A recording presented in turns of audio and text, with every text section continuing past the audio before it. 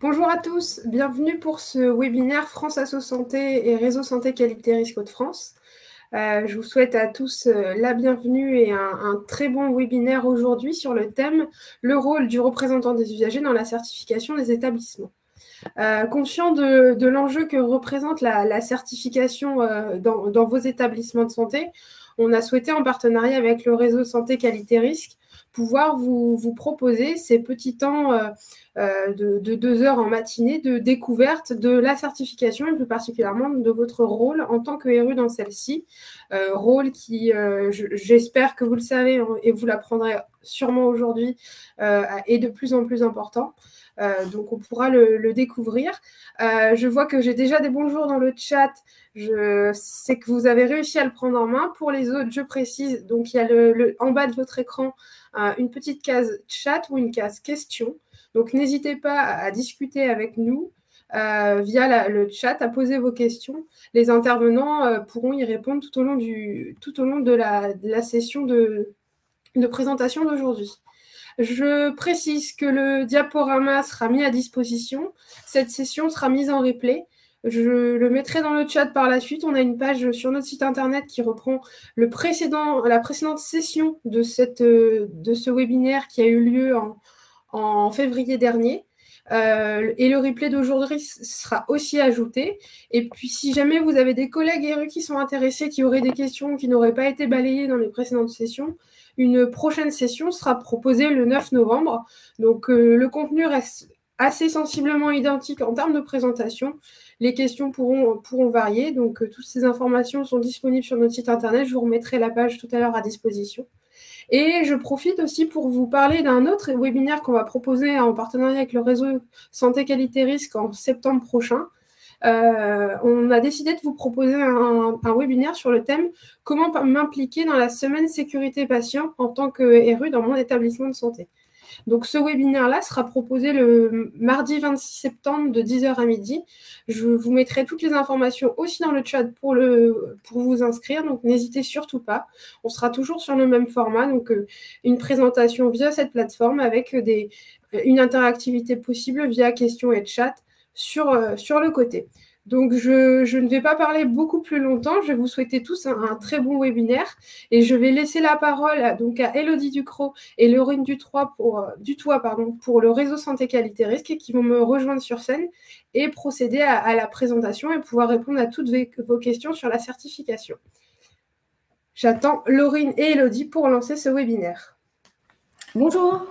Bonjour Laurine, bonjour Élodie. Je vous partage l'écran et je vous laisse avec nos RU qui sont déjà très connectés et qui nous souhaitent tous le bonjour. Et donc, bon webinaire à tous.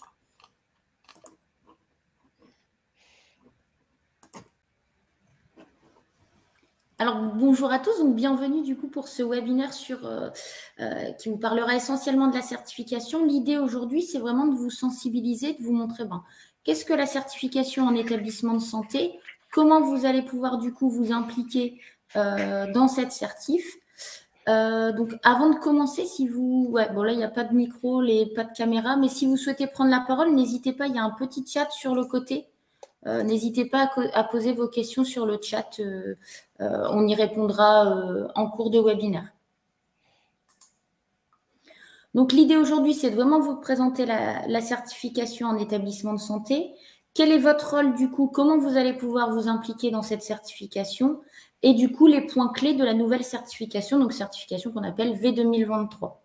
On fera des temps d'échange au niveau de chaque partie.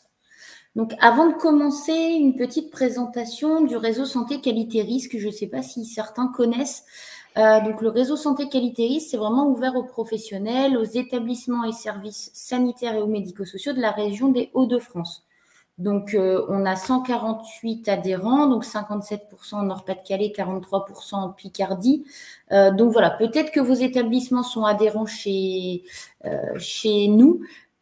Du coup, voilà, vous pouvez également les solliciter via ce biais.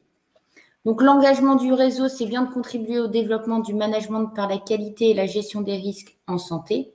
Donc, on a des principes forts. On est surtout en appui. On apporte aux professionnels, services et établissements sanitaires et médico-sociaux un appui opérationnel.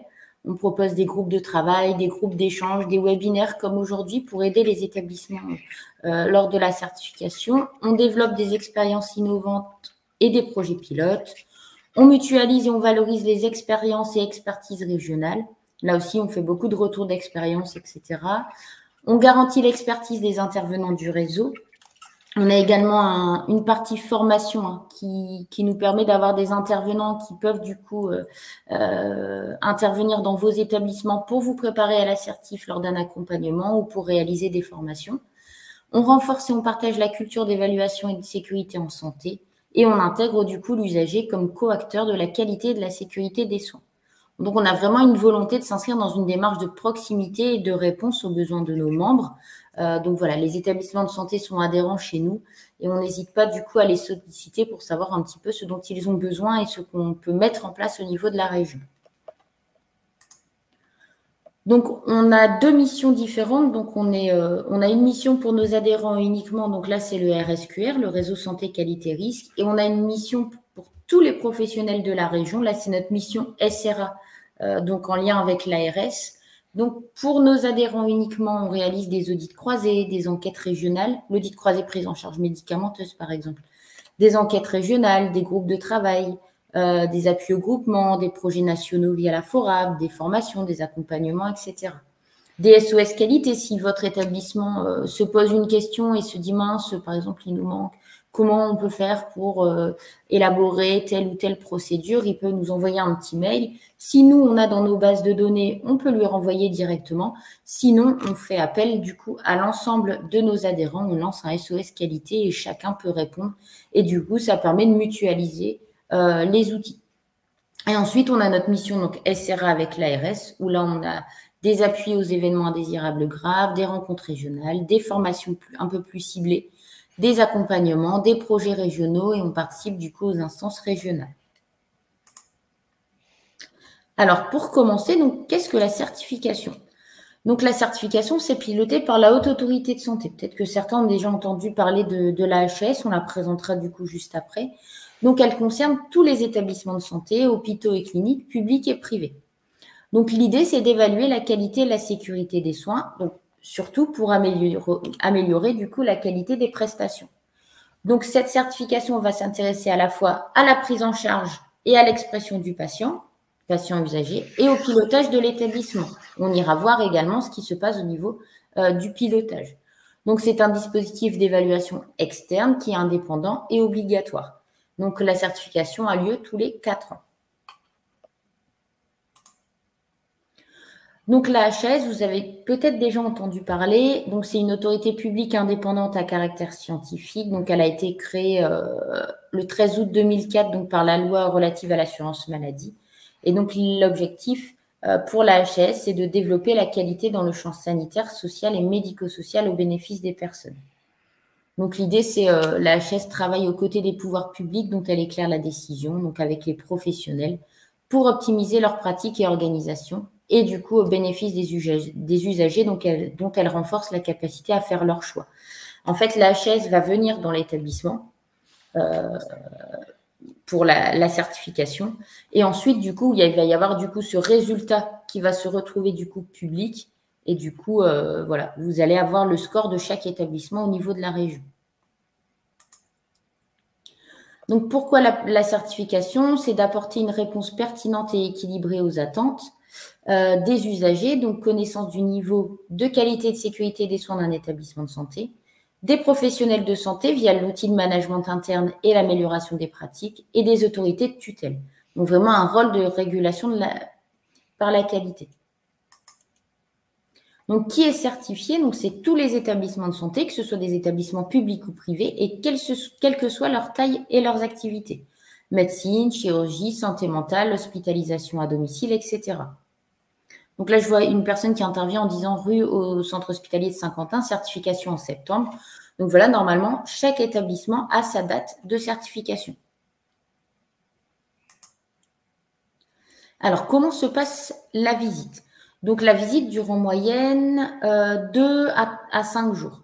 Donc, c'est des experts visiteurs qui vont évaluer le niveau de la qualité des soins dans l'établissement. Donc, pour cela, ils vont s'appuyer sur un référentiel. Donc, c'est voilà, un manuel qui décrit du coup la démarche. Un manuel donc avec les 15 objectifs pour les établissements déclinés du coup en plusieurs critères, on le verra juste après. L'établissement va recevoir du coup un calendrier de visite et il y aura différentes méthodes. On aura des méthodes où on aura des entretiens avec les patients pour retracer du coup leur parcours lors de l'hospitalisation. On aura des entretiens avec les professionnels, on aura des audits, des rencontres avec les représentants des usagers, etc. Donc, qu'est-ce qu'un expert visiteur? Donc, en fait, ce sont les experts visiteurs qui vont évaluer du coup l'établissement. Donc, ce sont soit des professionnels qui sont en activité encore ou à la retraite depuis moins de 3 ans. Ce sont soit des médecins, soit des cadres de santé, ça peut être des gestionnaires, des responsables qualité ou gestionnaires de risque. Donc, souvent, les équipes sont généralement composées de 2 à 4 experts visiteurs et ils sont plus nombreux pour les établissements de grande taille.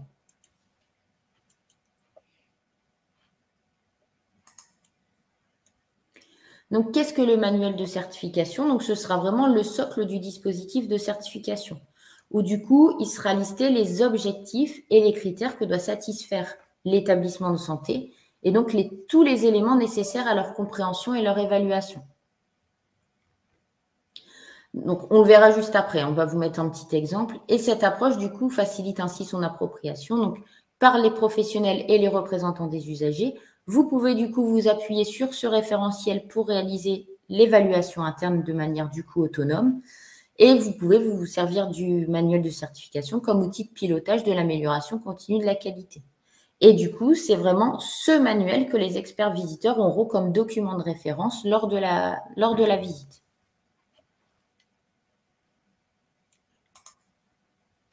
Donc voilà le manuel de certification. On vous a remis le lien juste en dessous pour y accéder.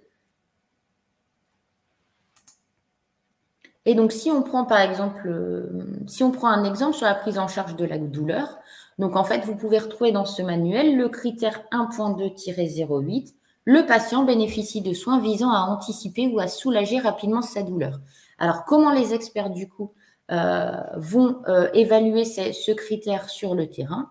Donc, vous avez du coup tout un descriptif qui vous explique voilà, ce que les experts iront chercher, les éléments d'évaluation. Donc, qu'est-ce que les experts iront demander aux patients? Qu'est-ce que les experts iront demander aux professionnels? Et au niveau de la consultation documentaire, qu'est-ce qui sera investigué? Donc, l'idée au niveau de la prise en charge de la douleur, on ira demander au pilotage, donc est-ce qu'il y a une mise à disposition des recommandations de bonnes pratiques? Ou est-ce que les professionnels sont formés? Au niveau des actions, donc là plutôt au niveau des professionnels, est-ce qu'on anticipe ou soulage rapidement la douleur du patient? Est-ce qu'on argumente la pertinence des décisions de prise en charge? Et est-ce que les professionnels si besoin, est-ce que les professionnels peuvent appeler un réseau d'équipes de recours ou d'expertise si jamais ils ont besoin? Et donc l'évaluation, est-ce que l'établissement a mis en place des plans d'action d'amélioration après l'analyse des résultats? Et est-ce que l'établissement a mis en place des indicateurs sur l'évaluation de la prise en charge de la douleur? Et notamment leurs résultats. Donc voilà, pour la prise en charge de la douleur, donc en fait, pour vous aider, du coup, on a le manuel. Pour aller un peu plus loin et aider l'établissement à passer sa certification et à réaliser son évaluation interne. Donc voilà, on a il y a toujours des petites infographies qui vous permettent du coup d'aller un peu plus loin.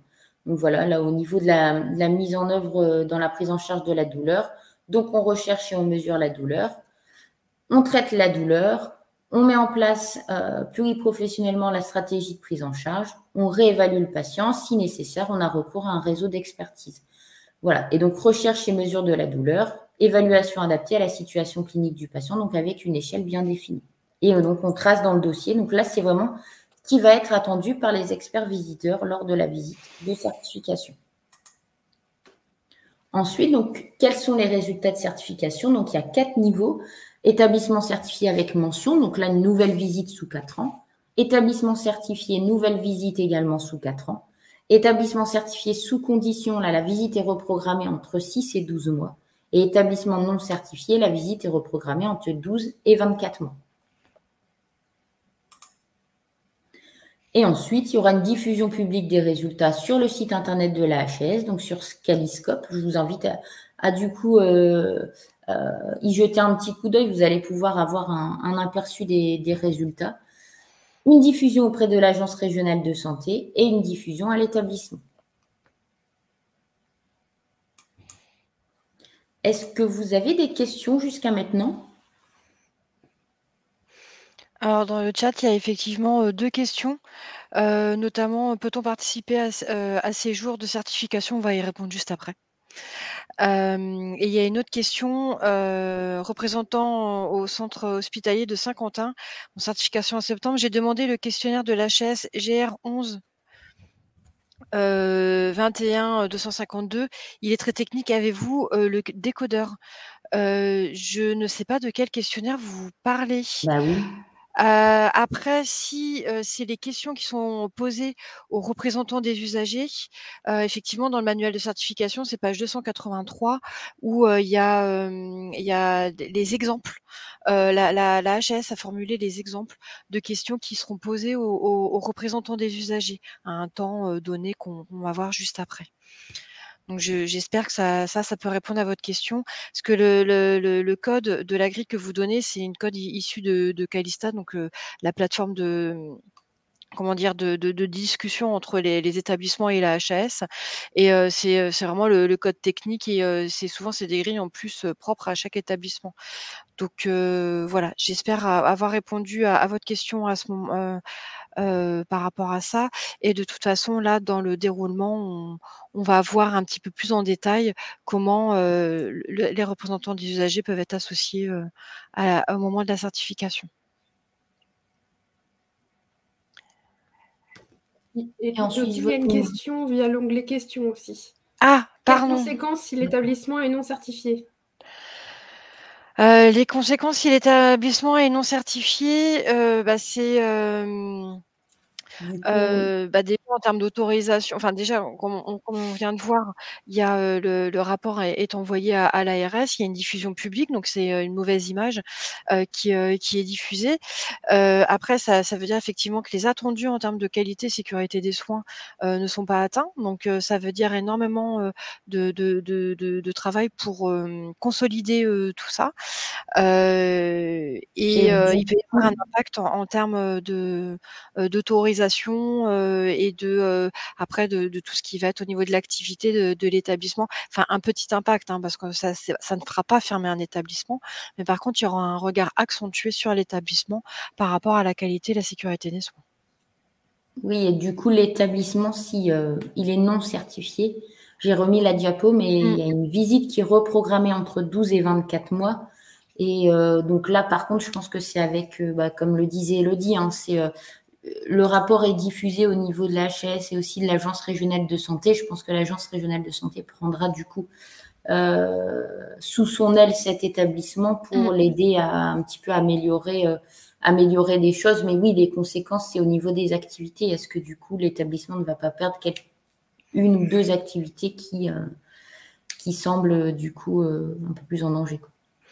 Alors après, en général, effectivement, quand un établissement n'est pas certifié, ça peut être lourd de conséquences en interne, de réorganisation, mais au final, c'est un effet levier énorme et c'est pour ça qu'il y a autant d'impact pour se remettre en question et retravailler dans le sens des recommandations de la HAS et de la réglementation, puisque la HAS se base beaucoup sur la réglementation et les réglementation et les recommandations et bonnes pratiques.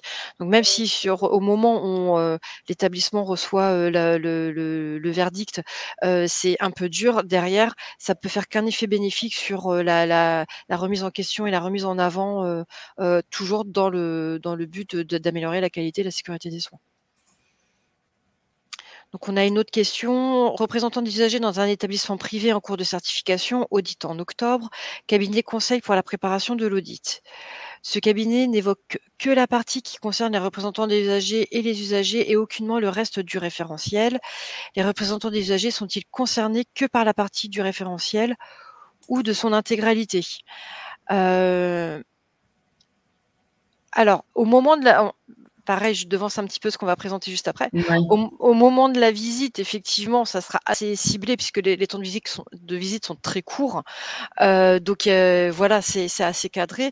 Par contre, dans la préparation et dans la vie, dans la démarche qualité au quotidien, des établissements, le représentant des usagers peut intervenir à différents moments. La certification, c'est une image à un instant T. C'est une évaluation, c'est-à-dire que si on prend une comparaison avec le bac, c'est un examen à un instant, mais le travail, c'est tout au long de l'année, c'est tout au long du moment scolaire. La certification, c'est la même chose. C'est-à-dire que la démarche qualité, c'est au quotidien, c'est tout au long de l'année, et la certification, c'est un focus à un instant T pour évaluer le niveau. Du coup, je vous propose de pouvoir passer à l'étape suivante, puisque c'est là où pose plus les questions. Donc, quelle est votre place en tant que représentant des usagers, effectivement, dans la certification? Et ben voilà, c'est porter la voix des usagers, comme le nom l'indique. Vous êtes représentant des usagers, donc c'est vaste. Donc de porter la voix des usagers, d'instaurer un partenariat avec les professionnels de santé, les responsables médicaux et managériaux.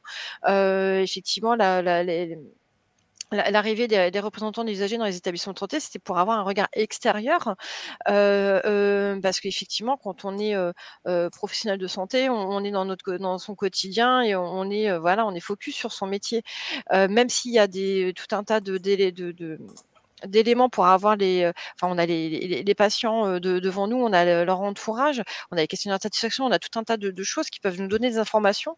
La voix de représentant des usagers permet d'accentuer quand même certaines choses, et c'est surtout que c'est des contacts privilégiés, notamment lors des CDU.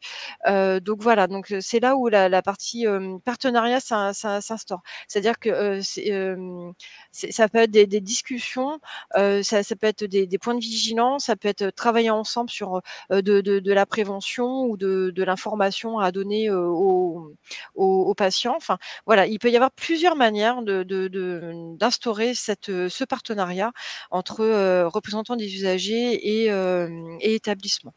Et donc, du coup, tout ça permet de participer à l'amélioration de la qualité et de la sécurité des soins des patients, puisque vraiment, votre rôle, le rôle de l'établissement et de tous les professionnels, c'est bien ça. C'est vraiment la prise en charge, la prise en soin des patients. Et ça, c'est ce que des fois on peut perdre un petit peu de vue, mais vraiment on est là pour le patient. S'il n'y a pas de patient, de toute façon, il n'y a pas d'activité, on sert à rien. Donc vraiment, le leitmotiv, c'est toujours ça. C'est vraiment la qualité et la sécurité des soins du patient. Donc, quels sont les interlocuteurs? Donc effectivement, vous, quand vous êtes en établissement, vos interlocuteurs, s'il y a une personne, ça dépend de la taille de l'établissement, tous les hôpitaux ou les cliniques ne sont pas structurés de la même manière selon la taille, selon les moyens, selon leur politique interne. Donc vos interlocuteurs peuvent être les personnes responsables de la relation avec les usagers, les directeurs d'établissement, les directions qualité, l'ingénieur qualité, les membres de la CDU. Donc, comme là on parle de la certification, quelles sont effectivement les démarches de la certification, et comment dire, quelles sont les grandes étapes, et après on va voir à quel moment vous intervenez, comment vous pourrez intervenir, tout ça en collaboration une fois de plus avec l'établissement, puisqu'on a vu tout à l'heure la notion de partenariat. Donc il y a 4 grandes étapes. Donc l'engagement de l'établissement dans la procédure de certification, la visite en tant que telle des experts visiteurs sur site, les décisions de certification et la publication des résultats et le retour par l'établissement. Première étape, donc effectivement, la certification est obligatoire, mais il y a quand même eu un engagement institutionnel à avoir de l'établissement dans la procédure de certification. Donc c'est la direction, hein, de l'établissement qui s'engage avec l'intégration de données issues des bases nationales et la validation et la mise à jour des données de l'établissement. C'est-à-dire que le fameux logiciel Calista dont on a parlé tout à l'heure, il y a des données à rentrer dedans, donc la HAS peut les importer et c'est vérifié par l'établissement. Pourquoi? Parce que ça donne le périmètre de visite de certification. Et ça permet de générer les grilles des questions qui seront posées aux professionnels et des points à voir par les experts visiteurs. Effectivement, si vous intervenez en tant que représentant dans un centre de rééducation avec que des adultes, les questions sur les enfants seront automatiquement éliminées puisqu'elles ne seront non applicables. Donc voilà, la première étape quand on s'engage, c'est de bien définir le périmètre de la certification. Ensuite, il y a la préparation à la visite. Avec pour les représentants des usagers, par exemple, prise de contact avec la direction, responsable qualité. Souvent, ça se fait au travers de la CDU. Ça dépend des relations que vous avez avec l'établissement. Si vos rendez-vous sont vraiment très cadrés autour de la CDU ou si vous avez d'autres temps d'échange tout au long de l'année qui sont prévus avec l'établissement. Donc vous pouvez prendre contact avec eux, solliciter un rendez-vous, ou peut-être c'est l'établissement qui va aussi vous solliciter pour pouvoir en parler. Ça peut être dans les deux sens. Donc, normalement, il y a aussi une prise de connaissance du manuel parce que soit on vous le présente soit c'est l'établissement qui vous le présente, mais vous-même en tant que représentant d'usager, vous pouvez regarder, vous prendre connaissance du manuel. Il est accessible librement et gratuitement sur le site de la HAS dans l'onglet certification des établissements, comment préparer la certification. Tout est mis. La HAS met à disposition de tout le monde, des professionnels et des représentants d'usagers, des patients, de tout le monde, tous les documents qui sont nécessaires à la préparation de la certification. Et ça, c'est plutôt une chance. Alors après, il y a une clé de lecture, bien évidemment, mais en tout cas, tout est mis à disposition, il n'y a pas de surprise. Ensuite, vous pouvez participer également à l'évaluation interne. Donc ça a à voir avec la certification, avec l'établissement, pardon. Est-ce que vous participez au comité de pilotage, donc vous savez comment ça s'organise, ou est-ce que vous, en tant que représentant des usagers, sur par exemple des sujets très proches de vos missions, comme les droits des usagers, par exemple, ou la qualité de l'accueil, ou comment se diriger dans l'établissement. Enfin, voilà, il peut y avoir plusieurs choses, les questions de satisfaction. Enfin, il peut y avoir plusieurs moments où on peut vous solliciter. Donc ça peut être juste sur des sujets ciblés, ou ça peut être sur tout. Après, ça dépend aussi de vos disponibilités. Vous êtes des bénévoles. Si vous êtes encore en activité, des fois c'est pas évident de se dégager du temps. Et puis, enfin voilà. Après, ça peut être, selon l'investissement qu'on veut donner, ça peut vraiment prendre beaucoup de place. Et voilà, une fois de plus, ça dépend du partenariat que vous avez établi également avec l'établissement. Donc participer à l'évaluation interne, moi je recommande toujours de pouvoir intégrer les représentants des usagers. Après voilà, ça sera pas forcément 100% des sujets, mais il y a des sujets incontournables. Enfin, la bientraitance, l'éthique, les droits des patients. Pour moi, c'est normal et indispensable de pouvoir les travailler avec les représentants des usagers. Mais une fois de plus, ça va dépendre des établissements et de comment le partenariat est établi. Et ensuite, il y a la préparation de la rencontre avec les experts visiteurs. Donc, il y a une grille d'entretien qui est dans le manuel. La dernière version du manuel, c'est donc page 283, où vous avez 4 pages ou des questions qui sont décrites que les experts visiteurs vont vous poser. Donc, soit effectivement, vous pouvez en prendre connaissance individuellement, soit ça peut être expliqué en CDU pour avoir les éléments de réponse. Tout est possible. La deuxième étape, donc la visite des experts visiteurs. Donc voilà, l'établissement reçoit le calendrier de visite plusieurs semaines avant la visite. Tout est calé en amont avec la HAS. Et il y a 4 moments qui sont prévus où il y a des rencontres possibles ou obligatoires avec les représentants des usagers. On demande de plus en plus effectivement l'implication, la présence au moins d'un représentant des usagers. Après, si ça dépend comment vous, entre les titulaires et les suppléants, comment ça s'organise. Si tout le monde veut être là, quand l'établissement a la chance d'avoir tous les postes pourvus. Mais voilà, c'est ça sera vu entre vous, représentants d'usagers, et également l'établissement, savoir comment c'est possible, parce qu'après, effectivement, pareil, quand vous avez les dates de la certification, faut que ce soit compatible aussi avec votre emploi du temps personnel. Enfin, voilà, c'est mais généralement, les représentants d'usagers font tout pour pouvoir être là, puisque quand on participe en amont, on veut participer à l'évaluation et être présent. Donc, les moments où vous pouvez intervenir, donc ça va être à la séance inaugurale, donc la première séance de la première journée, avec effectivement la présentation un peu du déroulé de comment ça va se passer. Donc, et ça montre également du coup l'implication des représentants des usagers dans la certification de la CDU, le rôle de la CDU dans tout ça. Donc, avec quelle collaboration il peut y avoir avec les professionnels, quel est votre rôle dans l'établissement. Donc ça, effectivement, on peut d'entrée de jeu avoir cette image-là qui est donnée aux experts visiteurs. Ensuite, il y a des bilans journaliers tous les matins. Il y a un débrief d'une demi-heure de ce qui s'est passé la veille. La présence des représentants des usagers est possible. Après, c'est à voir pareil avec l'établissement, si vous y assistez ou pas, et si vous avez la possibilité d'y assister ou pas. Ensuite, au cours de la visite, il y a une rencontre spécifique en tête-à-tête, représentant des usagers, experts visiteurs, qui est prévue. En général, ça dure 1 heure et c'est souvent sur la première journée.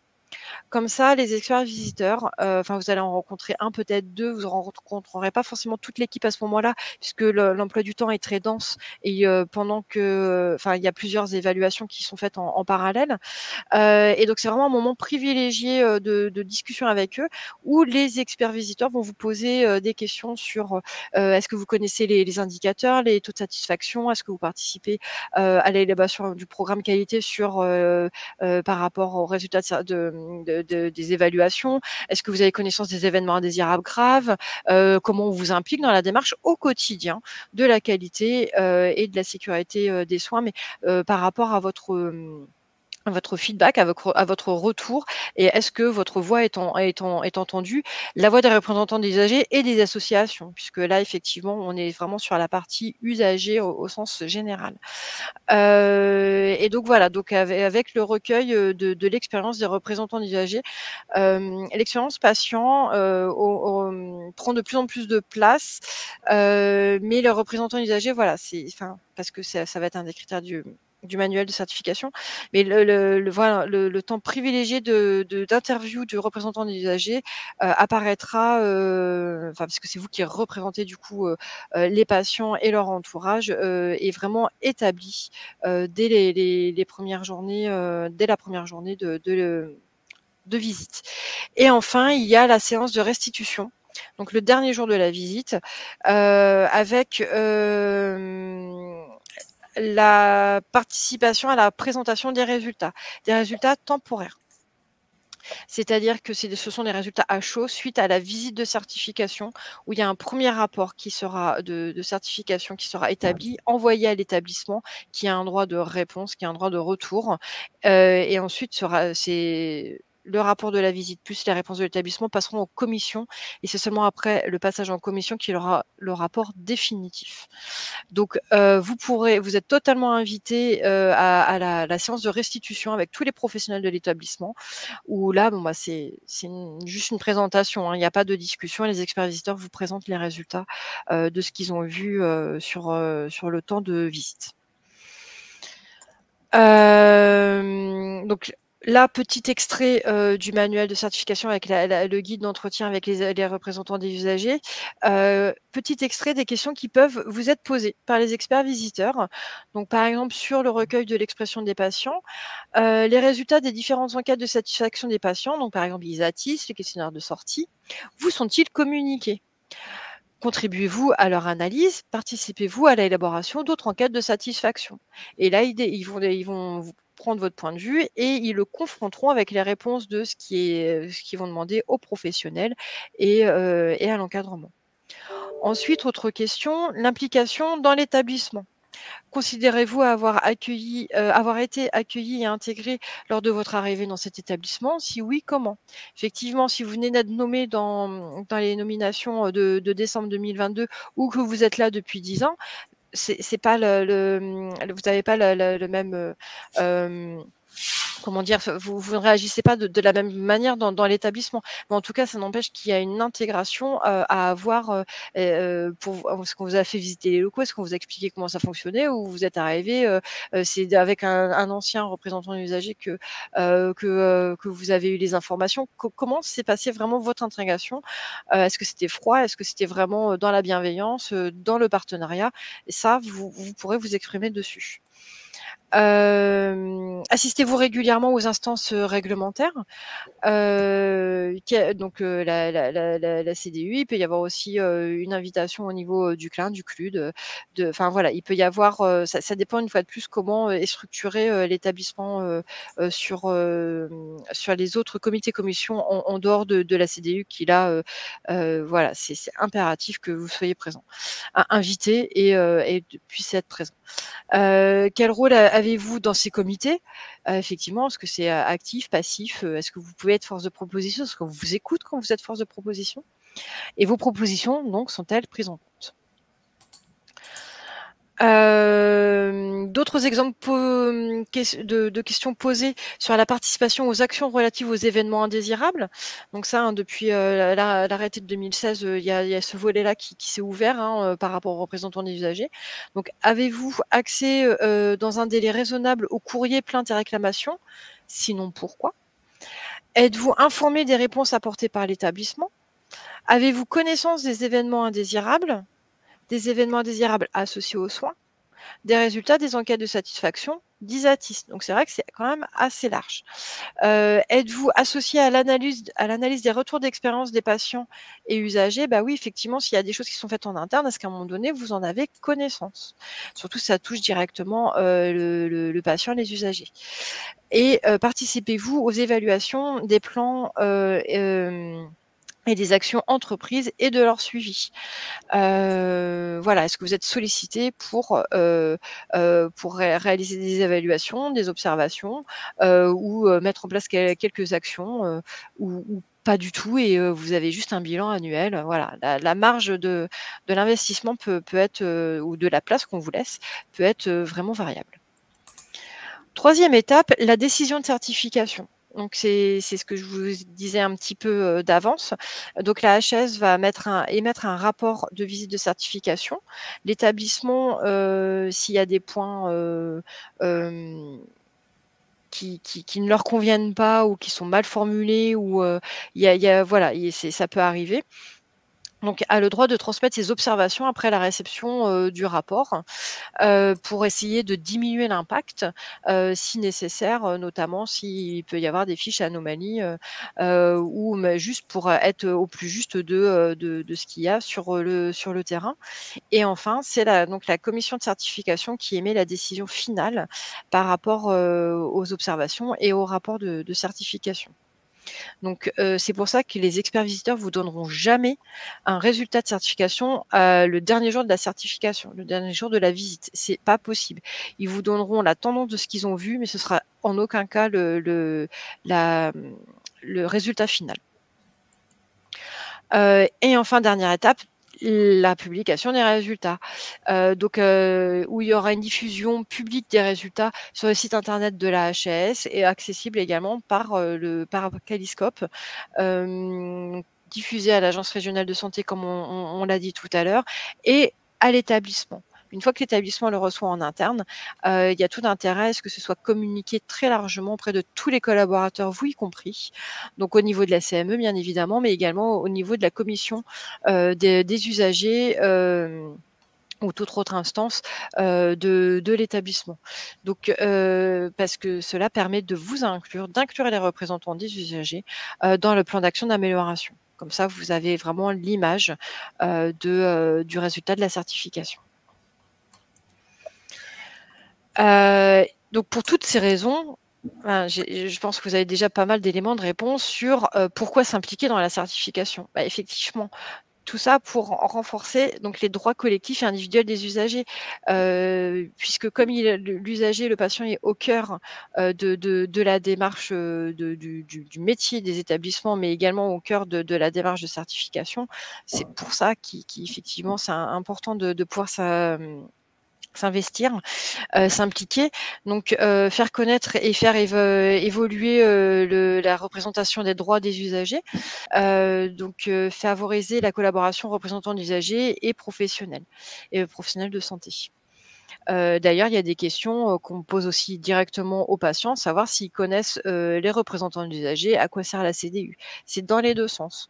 Vous devez connaître des choses, mais on pose aussi les questions aux patients lors du patient traceur sur est-ce qu'ils ont accès à leurs droits et est-ce qu'ils vous connaissent, etc. Comment ils peuvent vous solliciter.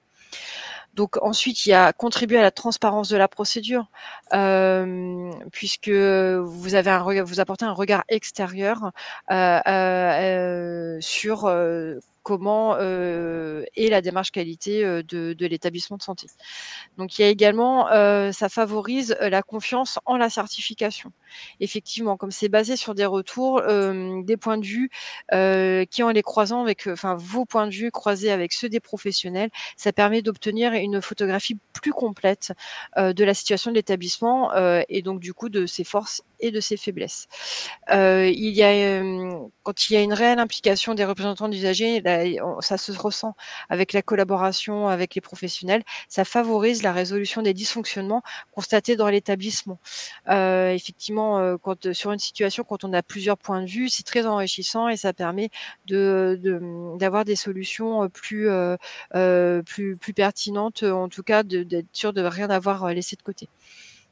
Un représentant des usagers peut jouer un rôle dans l'information de l'existence et des enjeux de la certification auprès du grand public. Effectivement, vous pouvez être totalement relais de ces informations-là. Et donc, vous êtes aussi porte-parole de l'expérience et des attentes des usagers.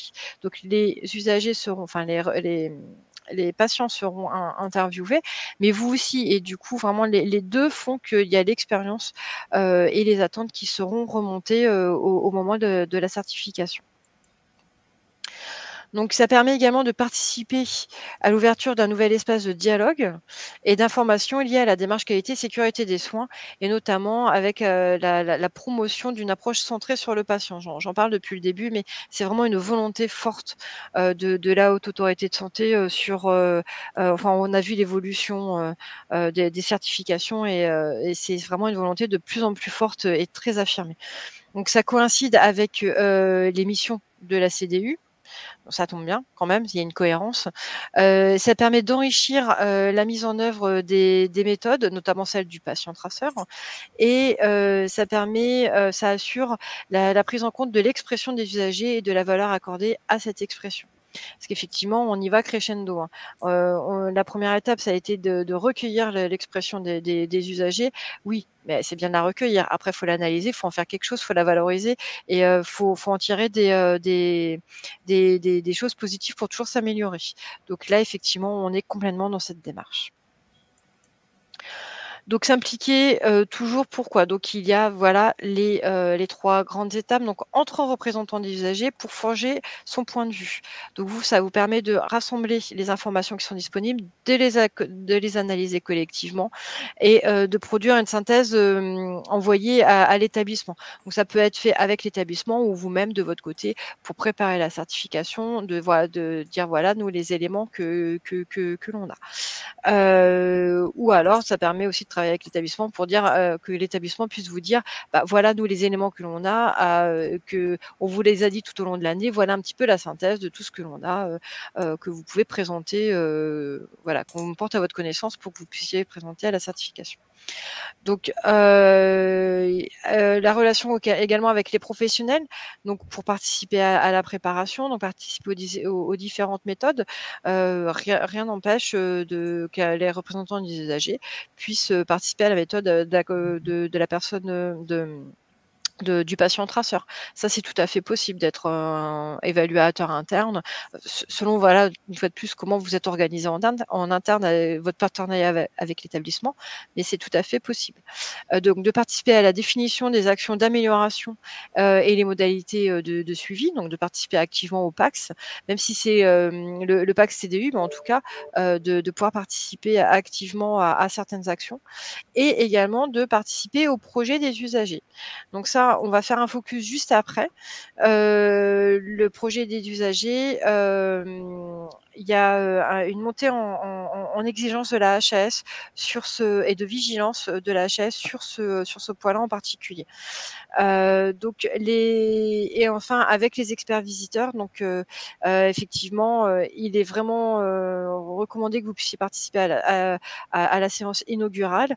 Il y aura un temps d'échange avec eux, donc échanger avec les experts visiteurs sur sur votre vision de l'établissement et sur la qualité et le fonctionnement de la CDU, et également d'assister à la restitution.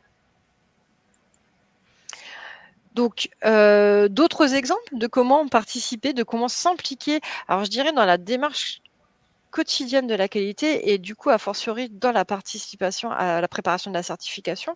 Donc, en participant aux instances, aux groupes notamment au CDU, au comité de pilotage qualité, à la démarche éthique, en participant à d'autres groupes de travail qui peuvent être vraiment ponctuels, en participant au projet des usagers. Donc, c'est un élément qui est attendu par la Haute Autorité de Santé depuis janvier 2023. C'est-à-dire que la HAS va plus loin que la réglementation. La réglementation dit qu'un projet des usagers peut être élaboré. La HAS, depuis janvier 2023, souhaite le voir. C'est un élément de recueil, c'est un attendu de la certification. Donc, le projet des usagers, c'est un projet réalisé effectivement avec les usagers en CDU. C'est pas le projet de vous, représentants des usagers, mais vraiment bien des usagers, en collaboration avec la CDU, avec les différentes associations.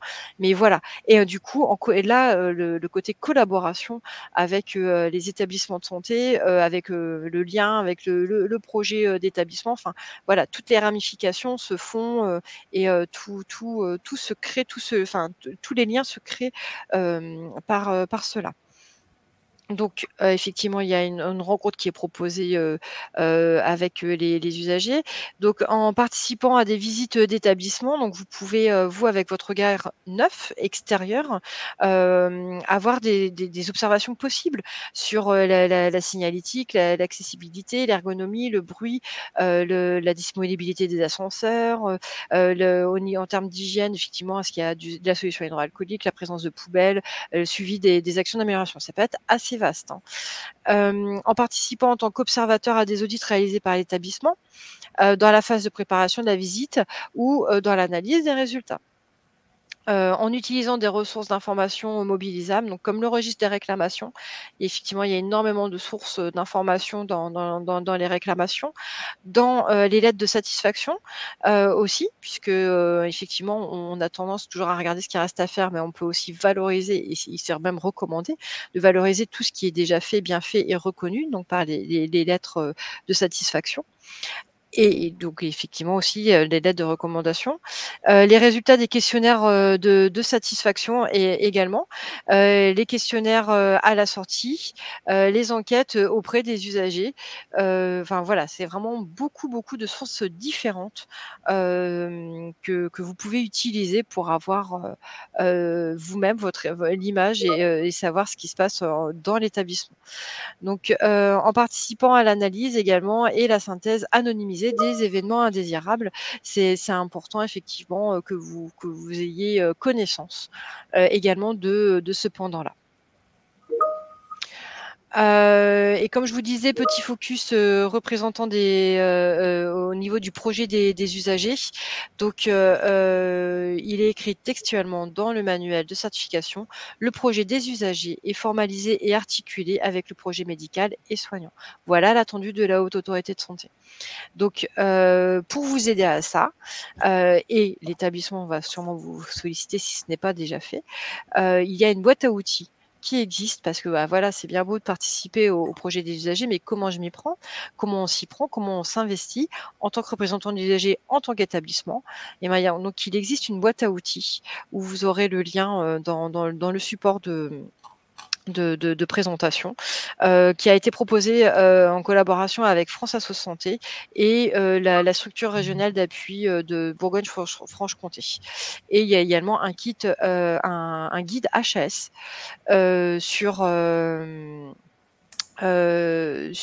qui explique comment mettre en place un projet des usagers.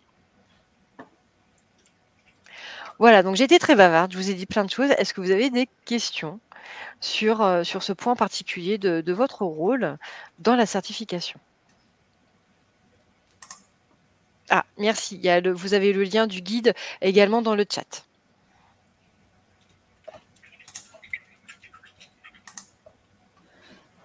Ouais, sinon, il n'y a pas l'air d'avoir de questions.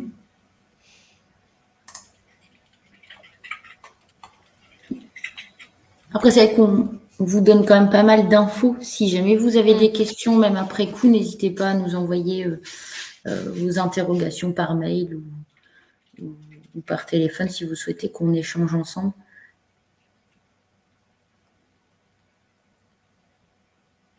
Peut-on préciser le rôle possible du représentant des usagers dans la méthode du patient traceur? Le rôle possible du représentant d'usager, ça peut être en temps.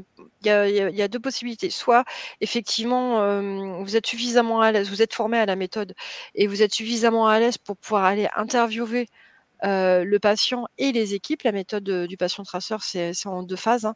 C'est l'interview du patient et l'interview des équipes et on regarde dans le dossier du patient. Enfin, les équipes vous montrent la traçabilité dans le dossier du patient, ou alors juste en simple observateur pour savoir aussi comment ça se passe et entendre vous-même le témoignage du patient à ce moment-là. Après, Laurine, je sais pas ce que... Moi, c'est ce qui me viendrait naturellement en tête. C'est ça. Ouais.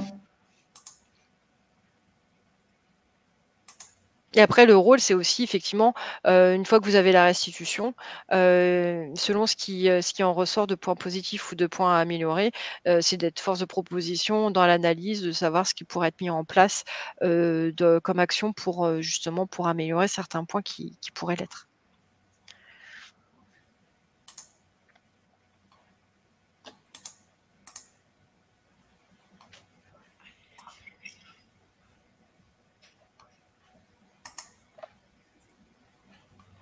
Est-ce qu'il y a d'autres?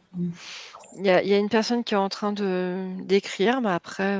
Oui, sinon, on a dans l'onglet questions, alors c'est pas une question directe, mais il y a une personne qui demande à parler du projet des usagers, puisque c'est une innovation de la certification. Donc j'imagine qu'elle veut plus de détails. J'extrapole au vu de son message, en tout cas. D'accord.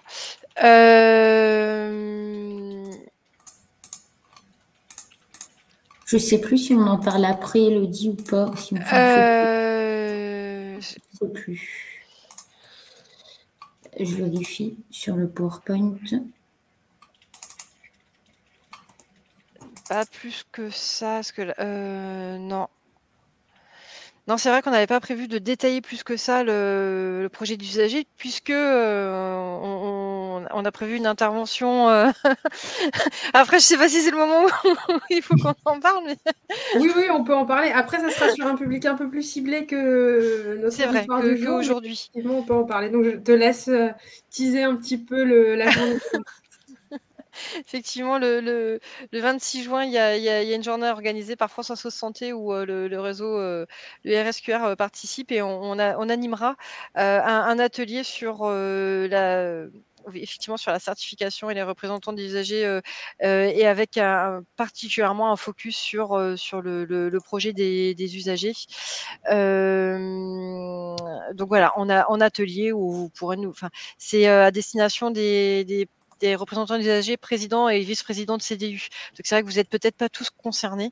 Mais voilà, donc il y a tout. Après, vous avez quand même énormément d'informations sur les documents qui viennent de vous être partagés. Mais voilà, ce qu'il faut savoir, c'est que le projet des usagers est quelque chose qui a été évoqué depuis l'arrêté de 2016 avec la la création des CDU, quand on est passé des CRUC au CDU, et c'est impossible. C'est une possibilité de formaliser le projet des usagers.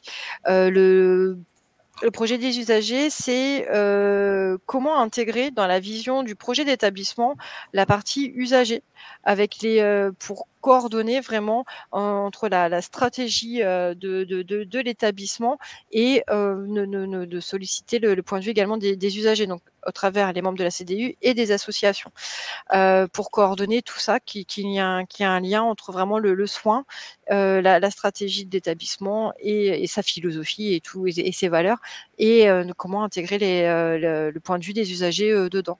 En synthèse, c'est ce que je pourrais vous dire, puisque c'était pas l'objet de la Oui, alors, réunion. Monsieur François a détaillé un peu sa question, donc je pense que je peux te guider un peu plus. Voilà. Il dit, c'est pas obligatoire, mais il faut justifier pourquoi on ne le fait pas dans le cadre de la certification. Quel argument donner dans ce cas-là? Ouais. Vas-y, Laurine. Oui, en fait, l'idée, c'est le critère, c'est est-ce que l'établissement implique ses représentants des usagers et ses associations de patients au sein de l'établissement, des instances et de la vie de l'établissement. Et du coup, il est demandé aux établissements, est-ce que le projet, de formaliser un projet des usagers, et est-ce que ce projet est formalisé du coup, et comme le disait Elodie, et surtout en lien avec le projet médical et soignant, que ce soit cohérent en fait.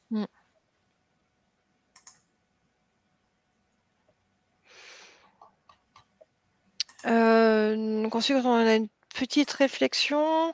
Notre représentant d'usager est en soins dans l'établissement. Y a-t-il un problème de confidentialité par rapport aux patients traceurs? Du coup, il ne sera pas choisi, je pense, en tant que patient traceur. En fait, lors des patients traceurs, l'établissement choisit, propose 3 à 5 patients aux experts visiteurs. Mais du coup, si le représentant des usagers est en soins à l'heure où les experts visiteurs vont venir sur le terrain, je pense que du coup, ils choisiront un autre patient parce qu'il y a conflit d'intérêts.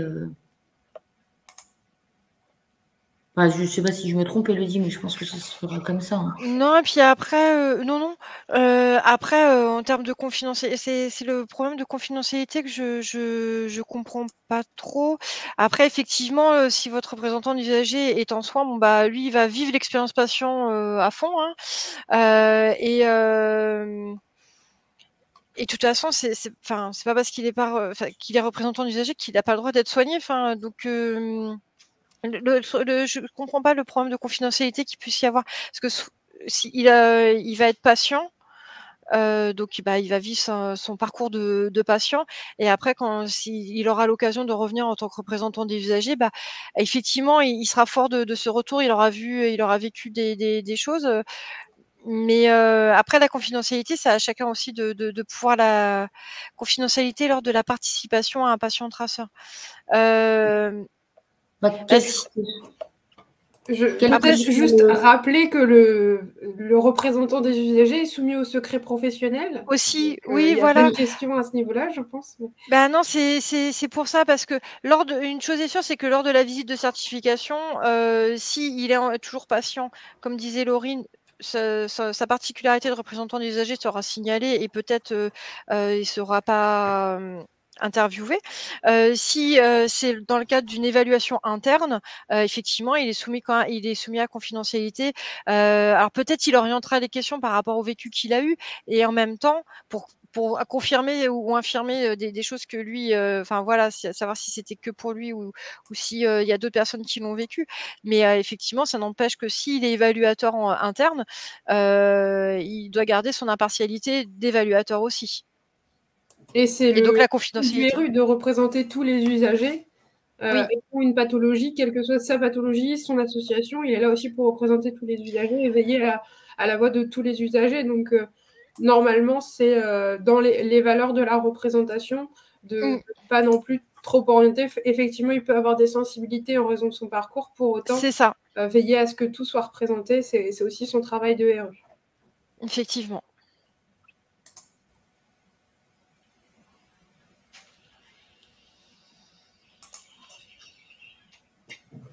j'ai l'impression qu'il n'y a plus d'autres questions pour l'instant. On enchaîne? Allez. Alors ensuite, le dernier point, du coup, c'est pour vous présenter la certification de manière un peu plus spécifique. Donc, la nouvelle certification, la certification V 2023. Donc, juste vous donner quelques points. C'est vraiment des grosses généralités pour vous donner un petit peu un petit point de vue de cette nouvelle certif. Donc, ce n'est pas la première. Hein. Il y a eu la V1, la V2, la V2 en 2017, la V 2014. Et donc, elle est revenue. La Haute Autorité de Santé revoit régulièrement, du coup, les certifications, met à jour ses référentiels, ses manuels. Et donc là, la nouvelle certification, elle est entrée en vigueur en novembre 2020. On l'appelait Normalement, on l'appelle la certification des établissements de santé pour la qualité des soins. Donc, ex-V 2020, ça a été réévalué en 2023. Donc, les enjeux, on est sur 4 enjeux: l'engagement du patient, la culture de l'évaluation et de la pertinence du résultat, le travail en équipe et l'adaptation aux évolutions du système de santé. Donc, on a un référentiel qui se décompose en 3 parties: une partie patient, une partie équipe de soins et une partie établissement de santé. Donc, le chapitre 1, qui est centré du coup sur le patient, on a plusieurs objectifs. On a 4 objectifs. Est-ce que le patient est informé et son implication est recherchée? Donc là, c'est le premier objectif. Ensuite, il y a des critères du coup qui sont déclinés à chaque fois. Le patient est respecté. Est-ce que les proches et ou les aidants sont associés à la mise en œuvre du projet de soins avec l'accord du patient? Et est-ce que les conditions de vie et de lien social du patient sont prises en compte dans le cadre de sa prise en charge? Donc là, c'est les 4 gros objectifs pour ce chapitre. Ensuite, on a le chapitre 2 sur les équipes de soins. Donc là aussi, on a 4 objectifs. Donc, la pertinence des parcours, des actes et des prescriptions est argumentée et partagée avec le patient. Les équipes sont coordonnées pour prendre en charge le patient de manière pluriprofessionnelle et pluridisciplinaire tout au long de sa prise en charge. Les équipes maîtrisent les risques liés à leur pratique et les équipes évaluent leur pratique, notamment au regard du suivi des résultats cliniques de leur patientèle. Donc là, c'est toute la partie qui concerne plutôt l'équipe, les professionnels. Et ensuite, on a une partie, la partie 3, qui est plus la partie pour l'établissement de santé, donc plus au niveau du pilotage, où là, on a 7 objectifs. Donc, est-ce que l'établissement définit ses orientations stratégiques en cohérence avec son territoire? Est-ce que l'établissement favorise l'engagement des patients individuellement et collectivement? Est-ce que la gouvernance fait preuve de leadership? Est-ce que l'établissement favorise le travail en équipe et le développement des compétences? Est-ce que les professionnels sont impliqués dans une démarche de qualité de vie au travail impulsée par la gouvernance? Est-ce que l'établissement dispose d'une réponse adaptée opérationnelle aux risques auxquels il peut être confronté? Et est-ce que l'établissement développe une dynamique d'amélioration de la qualité des soins? Donc là, c'est au niveau des gros chapitres.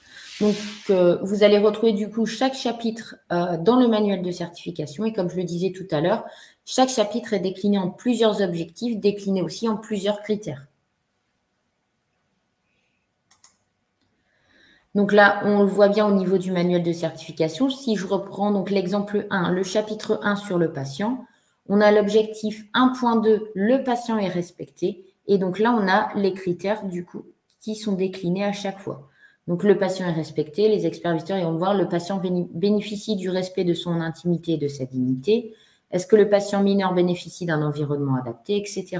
Donc là, à chaque fois, vous avez du coup la déclinaison par critère. Et ensuite, du coup, si on reprend par exemple le critère 1.201, donc du chapitre 1, objectif 1.2, critère 1.201, le patient bénéficie du respect de son intimité et de sa dignité. Vous avez toujours un paragraphe du coup explicatif du critère. Vous avez, je ne sais pas si vous voyez tout en bas, tout l'établissement est impératif. Donc tout l'établissement, donc ça veut dire que ce critère concerne tout l'établissement. Si par exemple c'était un critère qui concernait que la psychiatrie, on verrait psychiatrie et santé mentale. Si ça concernait que la maternité, on verrait maternité. Là, ça concerne vraiment tout l'établissement. Et c'est en rouge parce que c'est un critère impératif. On va le voir juste après. Et ensuite, on retrouve du coup les éléments d'évaluation. Donc, éléments d'évaluation, c'est comment les experts vont investiguer du coup ce critère. Donc, on le voit sur le côté via un patient traceur. Et on remarque du coup, qu'est-ce qui sera demandé au patient? Du point de vue du patient, les conditions d'accueil et de prise en charge ont respecté sa dignité et son intimité. Ça veut dire que lors du patient traceur, les experts visiteurs vont demander au patient, est-ce que vous considérez lors de votre prise en charge que les professionnels ont respecté votre intimité et votre dignité? Et là, le patient va dire, bah oui, les portes sont toujours fermées. Voilà, enfin, le patient pourra du coup exprimer son ressenti. Ensuite, du point de vue du patient, les professionnels respectent sa dignité et son intimité. Et ensuite, en observation, donc ça veut dire que les experts visiteurs vont observer si les locaux et les équipements garantissent la dignité des patients et si les pratiques garantissent la dignité des patients. Donc voilà, en fait, pour chaque critère, on retrouve vraiment l'ensemble des éléments d'évaluation qui seront investigués par les experts visiteurs et comment elles seront investiguées selon quelle méthode. Donc, au niveau des méthodes d'évaluation, donc on a le référentiel, donc comme je vous le disais, en chapitre 1, patient, chapitre 2, les soins, donc plutôt les professionnels, chapitre 3, l'établissement de santé. Donc, le chapitre 1, patient, on va avoir essentiellement la méthode du patient traceur. Donc, c'est comme on disait tout à l'heure, on interviewe le patient, ensuite on interviewe les équipes et on en dégage des points forts et des axes d'amélioration. Ensuite, on a une partie sur les soins, les professionnels de santé, où là, on va plus être sur le parcours.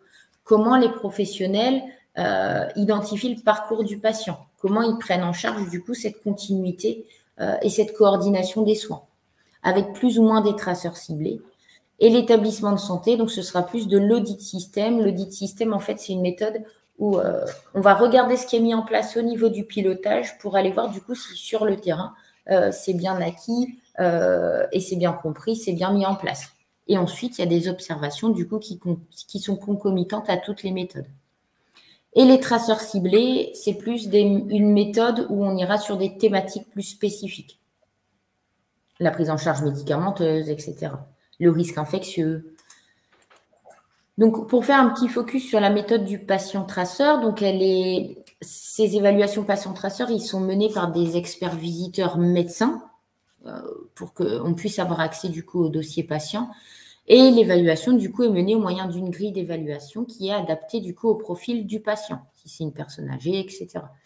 Et donc, la grille d'évaluation, vous allez le retrouver dans Calista. Donc ça, il faut vous rapprocher de vos établissements où, en fait, sur cette plateforme, vous allez pouvoir générer des grilles. Donc, la première étape de la méthode du patient traceur, c'est on identifie le patient. Quel est son profil, etc. Ensuite, on informe le patient et on recueille son consentement. Donc, si, par exemple, l'établissement a identifié 3 patients, on va aller informer le patient sur la méthode et on va recueillir son consentement. Ensuite, on va rencontrer le patient, on va rencontrer l'équipe et on en fera une synthèse. Donc, l'idée, c'est vraiment de croiser le point de vue du patient et du coup, l'interview avec les équipes, la rencontre avec les équipes. Donc, du coup, comme je le disais tout à l'heure, pour en faire une synthèse et bien identifier les points forts et les axes d'amélioration. Donc, ensuite, au niveau de la visualisation des résultats, donc, si jamais vous générez une grille sur Calista, que vous réalisez des patients traceurs ou toute autre méthode, vous allez pouvoir du coup y répondre directement. Et quand vous y répondez, du coup, vous avez vos résultats qui se génèrent automatiquement sur la plateforme Calista. Donc, vous avez par exemple pour l'objectif 1 point, le patient est informé et son implication est recherchée. Donc là, vous avez du coup les pourcentages pour chaque critères d'évaluation. Donc, en fait, vous avez toujours un graphique, ce qui permet d'avoir des diagrammes radar pour chaque objectif. Vous avez des résultats par objectif, vous pouvez avoir des résultats par critère à chaque fois, en fait. Par gros objectif, par sous-objectif, par critère et par chapitre. Et donc, comme on disait tout à l'heure, une fois que vous avez vos résultats, Elodie vous disait également, en fait, les experts visiteurs, à la fin de la semaine, ils vont vous donner une tendance. Ils vont vous dire, bah voilà, vos résultats, ils sont plutôt, par exemple, à 95%, mais attention, vous avez 2 fiches anomalies.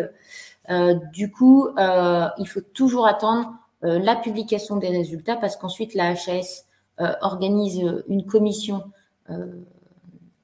pour du coup évaluer cette visite de certification et c'est suite à cette commission où le résultat final sera donné. Donc, vous avez du coup votre rapport de certification avec l'établissement de santé concerné, donc qui est envoyé à l'établissement de santé. Il y a une diffusion publique sur le site de l'AHS, donc sur Calistop, et il y a une diffusion du coup plutôt régionale au niveau de l'ARS. On vous a mis du coup le lien vers Caliscope si vous souhaitez y avoir accès. Donc, pour en savoir plus, on vous a mis quelques infos, hein. Il y a toujours le guide de juillet 2015. Donc, c'est s'impliquer dans la certification pour faire valoir le point de vue des usagers. C'est un guide à destination des représentants des usagers qui a été élaboré avec des représentants des usagers qui permet de savoir un peu plus comment vous impliquer et il vous donne un petit peu quelques actions à mettre en place. Et ensuite, vous pouvez aller sur le site internet de la HAS où vous retrouvez le manuel de certification, les fiches descriptives des critères, les fiches pratiques, notamment celles destinées aux représentants des usagers. Vous avez toute une fiche pratique qui vous est destinée et sur lequel, du coup, vous avez des exemples de questions, comment appréhender l'assertif, etc. Un guide d'entretien des experts visiteurs avec les représentants des usagers, donc là aussi, avec des questions, et les fiches pédagogiques. On a une fiche notamment sur l'évaluation de l'engagement des patients et usagers.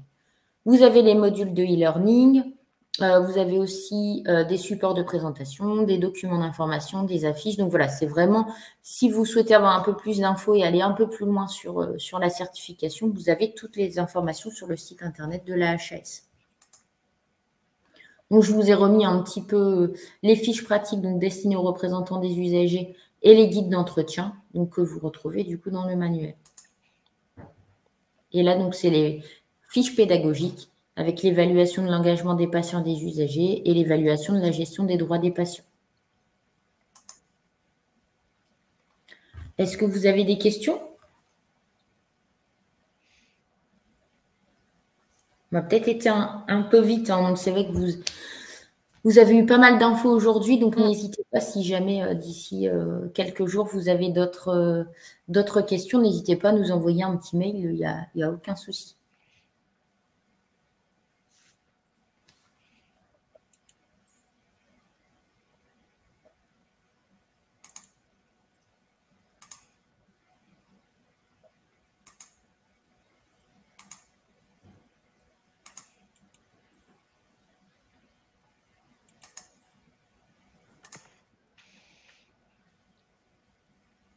Pour l'instant, je ne vois aucune réaction, que ce soit dans le chat ou dans l'onglet questions. On a plus de retour.